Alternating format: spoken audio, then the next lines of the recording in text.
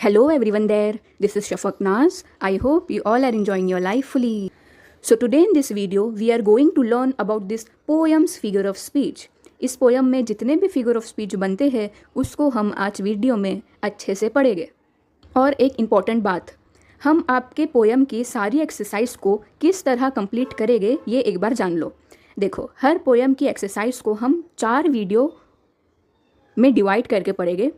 पहले पार्ट में इस पोयम के सारे फिगर ऑफ स्पीच को पढ़ेंगे, सेकेंड पार्ट में आइस ब्रेकर को कंप्लीट करेंगे, थर्ड में इस पोयम के ब्रेनस्टॉर्मिंग को कंप्लीट करेंगे और फोर्थ में इस पोयम के एप्रिसिएशन को पढ़ेंगे।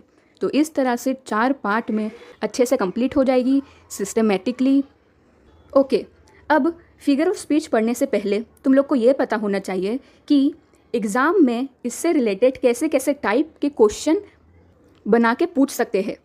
तो देखो, स्क्रीन पर लिखा है, इस टाइप के क्वेश्चन बनते हैं फिगर ऑफ स्पीच से रिलेटेड। इन सब में से किसी एक टाइप का क्वेश्चन पूछा जाता है एग्जाम में 2 मार्क्स के लिए। Okay, so topic of figure of speech consist of 2 marks in your board examination. ठीक है, तो ये एक बात अच्छे से पता होनी चाहिए। अभी फिगर ऑफ स्पीच क्या होती है ये सब तुम लोग को पहले से ही पता है, लेकिन अगर फिर भी किसी को थोड़ा बहुत भी डाउट है तो एक बार ये स्क्रीन पर दी हुई लिस्ट को पढ़ लो एक बार, आप लोगों को अच्छे से क्लियर हो जाएगा कौन से फिगर ऑफ स्पीच का क्या काम होता है। ठीक है, क्योंकि कभी कभी अपने को फिगर ऑफ स्पीच का नाम तो पता होता है लेकिन उसका क्या काम है ये हम भूल जाते हैं।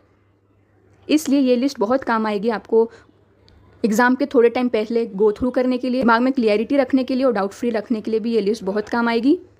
क्योंकि बुक में कहीं भी एक साथ सारे फिगर ऑफ स्पीच की लिस्ट नहीं दी हुई है, तो अपने को ही अरेंज करना पड़ता है, जो मैंने आपके लिए कर ली हूँ। अच्छे से पढ़ लेना ये लिस्ट को। ओके, तो अब स्टार्ट करते हैं आज की वीडियो। फर्स्ट लाइन का फिगर ऑफ स्पीच है एलिट्रेशन। रीज़न है the sound T is repeated here pleasingly. इस लाइन का फिगर ऑफ स्पीच भी है alliteration. Reason is the sound S is repeated here pleasingly. Next line पहला है alliteration, the sound S is repeated here pleasingly. दूसरा बनता है personification. Reason है the lifeless thing is treated here as human being. Suburbs are showing as sliding past. एक और figure speech बनता है इसका, वो है ट्रांसफर एपिटेट।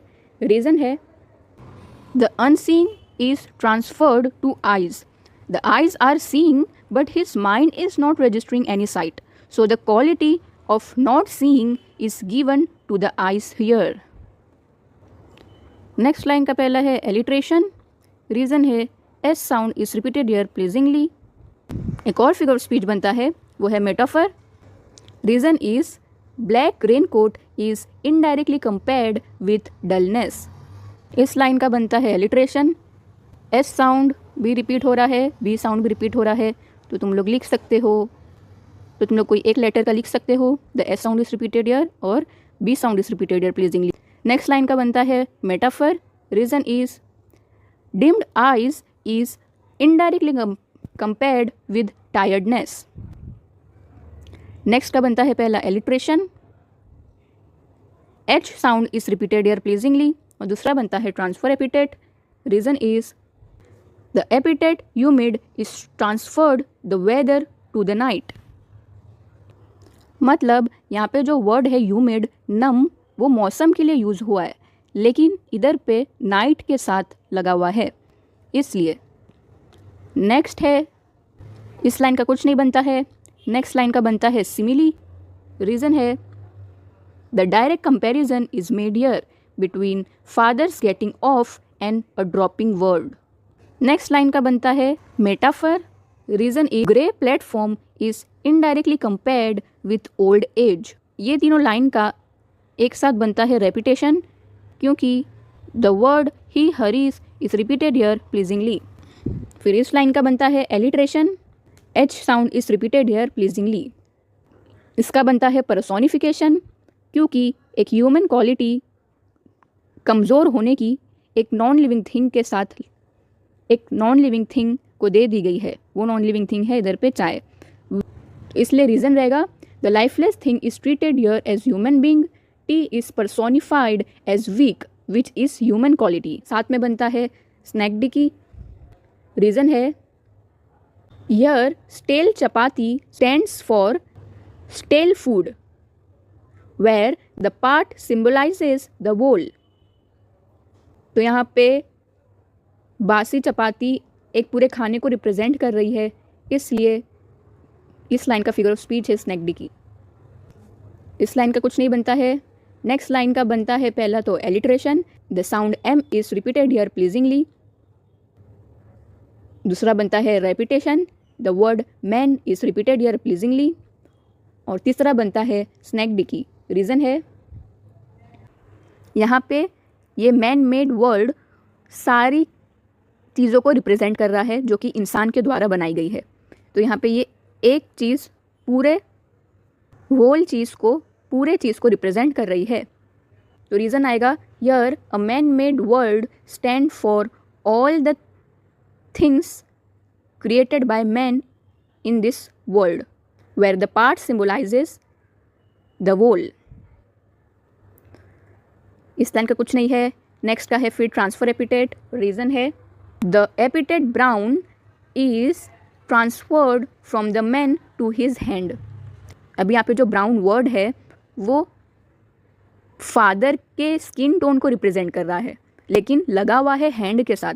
पता है अब स्किन टोन ब्राउन है तो ऑफकोर्स हाथ भी ब्राउन होगा। तो यहाँ पे जो ब्राउन वर्ड है वो उनकी स्किन टोन को रिप्रेजेंट कर रहा है, ना कि उनके हाथ को। इसलिए वर्ड क्या हो गया है, ट्रांसफ़र हो गया है। तो इसलिए इसका है ट्रांसफ़र एपिटेट। नेक्स्ट का बनता है स्नैक डिकी। रीज़न यहाँ पे जो वर्ड है ग्रेइंग हेयर, वो उनके यानी उनके सफ़ेद बाल क्या रिप्रेजेंट कर रहे हैं, उनका बुढ़ापा, उनका ओल्ड एज। तो यहाँ पे एक छोटा सा पार्ट पूरे ओल्ड एज को रिप्रेजेंट कर रहा है। तो रीज़न रहेगा here the greying hair stands for father's old age where the part symbolizes the whole. इस लाइन का है alliteration, the sound S is repeated here pleasingly. इसका भी फिर से बनता है स्नैक डिकी। रीज़न है यहाँ पे ये जो वर्ड है जोक्स एंड सीक्रेट्स, वो रिप्रेजेंट कर रहा है सारी कन्वर्जेशन को। तो यहाँ पे ये एक जोक्स एंड सीक्रेट, ये एक वर्ड रिप्रेजेंट कर रहा है सारी कन्वर्जेशन जो चिल्ड्रन और फादर के बीच में होती है, इंक्लूडिंग नॉर्मल कन्वर्जेशन। तो यहाँ पे इस लाइन में पोएट बोलना चाहते थे लोग कन्वर्जेशन नहीं करते हैं, कुछ शेयर नहीं करते हैं, तो उन्होंने जोक्स एंड सीक्रेट वर्ड का यूज़ किए है, लेकिन ये वर्ड रिप्रेजेंट करता है कन्वर्जेशन को। तो इसलिए रीज़न रहेगा here jokes and secret stand for the whole conversation between father and his children where the part symbolizes the whole. इस लाइन का कुछ नहीं है। नेक्स्ट लाइन का बनता है एनोमेटोपोया। और रीज़न है इस फिगर ऑफ स्पीच में कोई वर्ड साउंड को रिप्रेजेंट करता है। तो यहाँ पे जो स्टैटिक ऑन द रेडियो, ये फ्रेज क्या रिप्रेजेंट कर रहा है, ऑफ कोर्स रेडियो में साउंड आएगा, आवाज़ आती है, इसलिए इस लाइन का फिगर ऑफ स्पीच है एनोमेटोपोया। और reason is the word static denotes the turning sound of radio. बाकी दो लाइन का कुछ नहीं बनता है। तो बस इस पोयम में इतने ही फिगर ऑफ स्पीच थे, अच्छे से पढ़ लेना। अब नेक्स्ट वीडियो में हम इस पोयम के आइस ब्रेकर को, ब्रेनस्टॉर्मिंग को और एप्रिसिएशन को कंप्लीट करेंगे। और इसी तरह हमने आपकी चारों पोयम को कंप्लीट कर चुके हैं A to Z with word to word explanation. तो जिन्हें नहीं पता है वो जाके देख सकते हैं चैनल में। तो अब मिलेंगे नेक्स्ट वीडियो में। Good bye.